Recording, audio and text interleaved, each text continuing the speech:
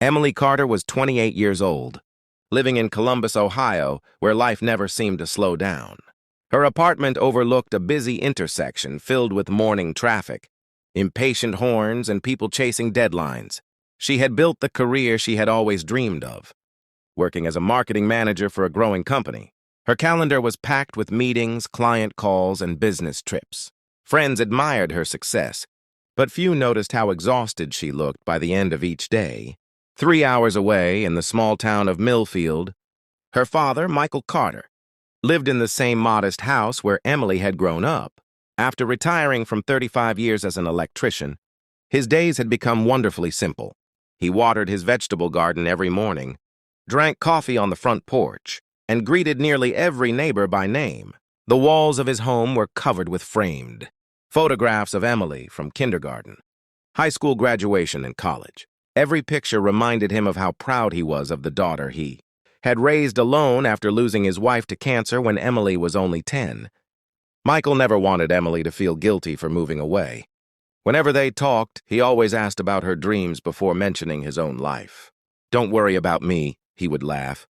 "Just keep making me proud." Every Sunday evening, without fail, he left her a voicemail. "Hey, Peanut. Just checking in. Hope you remembered to eat something besides takeout. Love you. Call me when you get a chance." Emily always smiled when she heard his voice, but she usually listened while replying to emails or driving between appointments. She would whisper, "I'll call him tonight." Then something urgent always came up.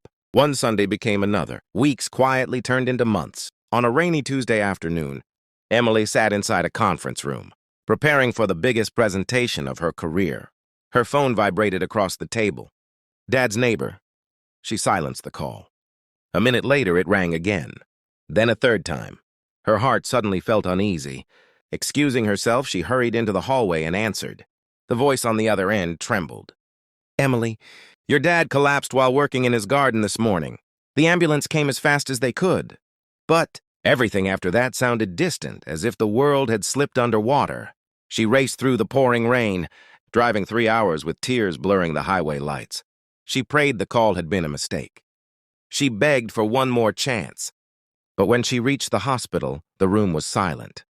Her father was gone. On the bedside table rested his old flip phone, a pair of reading glasses, and a folded note with only one word written across the front. "Emily." A nurse gently placed the phone in her trembling hands. "He recorded something for you before he lost consciousness," she whispered. Emily pressed play. Her father's familiar voice filled the quiet room. "Hey, Peanut." Emily couldn't stop shaking as her father's voice echoed through the tiny speaker of the old flip phone. "Hey, Peanut. If you're hearing this, I guess I finally ran out of tomorrows. Don't cry for me. I've had a good life because I got to be your dad." She covered her mouth, trying to hold back the sobs, but the tears came anyway. The voicemail continued. "I know you've been busy. I never wanted you to feel guilty for chasing your dreams. Every time someone in town asked about you, I'd smile and tell them my daughter is changing the world." Emily collapsed into the hospital chair. She had spent months believing her father felt forgotten. Instead, he had been proud of her every single day. After the funeral, relatives returned home, flowers slowly wilted, and the house became painfully quiet. Emily decided to stay for a few days to organize her father's belongings. Every room carried a memory. His favorite baseball cap still hung beside the front door. His coffee mug remained on the kitchen counter. The old recliner still faced the television where he watched every Cleveland Guardians game. As she cleaned the living room, she noticed a worn notebook tucked inside a drawer. Across the cover, written in neat handwriting, were the words, "For Emily, someday." Inside were years of journal entries. "Emily got her first job today. I wanted to tell her how proud I am, but she sounded busy. I'll tell her next time. She forgot my birthday this year. That's okay. She's building a future. I wish we lived closer, but every parent hopes their child flies farther than they ever could." Every page broke her heart a little more. There wasn't a single complaint, only love. Later that evening, Emily walked into the backyard where her father had spent countless mornings gardening. The tomato plants were still tied neatly to wooden stakes. His gardening gloves rested on a bench exactly where he'd left them. Then she noticed something she'd never seen before. A small bluebird landed on the fence beside her. Her father had always said bluebirds meant hope after heartbreak. The bird stayed for several quiet seconds before flying into the evening sky. Emily smiled through her tears. For the first time since receiving that phone call, she felt something besides grief. She felt her father's presence. That night, she packed her suitcase but left her laptop closed. The next morning, instead of driving straight back to Columbus, she made one unexpected phone call. "Hi, this is Emily Carter. I'd like to take a leave of absence from work." There was silence on the other end. Then she looked out at the sunrise over her father's garden and whispered to herself, "It's time I stopped living for deadlines and started living for the people I still have." Emily returned to Columbus a week later, but everything felt the same. The city was buzzing, full of cars and people rushing. Despite this familiarity, something Emily had ignored appeared suddenly more important.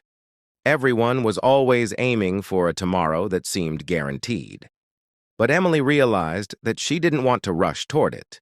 Instead, she began making small changes, calling loved ones every evening. The conversations were simple but meaningful. "I love you."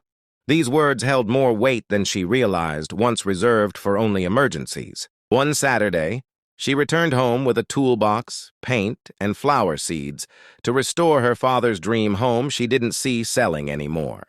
The neighborhood came to admire her efforts. An elderly neighbor smiled and said, "Your dad fixed nearly everyone on this street. It's what we can do to show appreciation." Over 2 weekends, laughter replaced silence, and the porch was repaired, the garden bloomed again, and the old wooden swing was polished. As she cleaned the attic, Emily found a dusty cardboard box labeled by her father. Inside were birthday cards for herself and other loved ones. One card mentioned Michael's wedding day, another was for when she might have children. The words inside were full of wisdom and comfort, reminding her that she was stronger than she believed. Yet the box contained more than just words. It held precious memories, advice, and a gentle reminder of what life truly meant. Emily left her corporate job and joined a nonprofit organization focused on helping families care for aging parents. Although her salary was smaller, every evening she returned home feeling grateful and proud of what she did. On her father's anniversary, Emily visited the peaceful garden he had built, looking up at the sky, watching the sun disappear behind the trees. She realized she had finally understood the most important lesson his lifetime had tried to teach her.